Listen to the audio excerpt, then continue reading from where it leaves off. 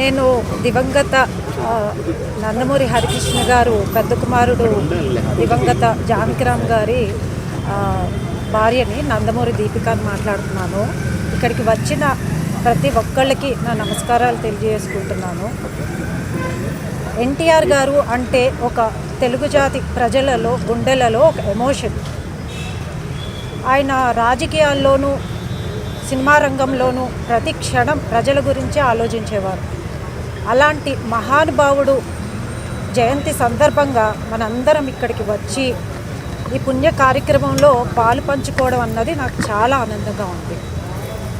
ఇలాంటి విశేషమైన రోజులు, ప్రత్యేకమైన రోజులు మనందరికీ ఒకటి గుర్తు చేస్తాయి. అదేంటి, మనం సమాజానికి ఏదైనా మంచి చేయాలి అని.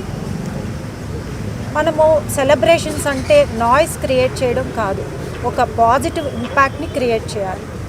ఇతరుల మనసుల్లో మనం నిలిచిపోవాలంటే పెద్ద కార్యక్రమాలు, పెద్ద కారణాలు అవసరం లేదు. ఒక చిన్న సహాయం, కొన్ని మంచి పనులు చాలు. మనం ఈ తరం వాళ్ళ అందరం కూడా సమాజాన్ని ప్రశ్నించడం కాదు, మనం మన వంతు సమాజానికి ఏం చేసేమన్నది చాలా ముఖ్యమైన విషయం.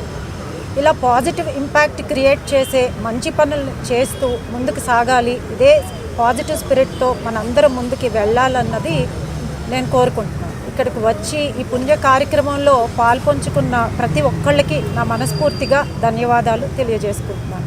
జై ఎన్టీఆర్, జై తెలంగాణ.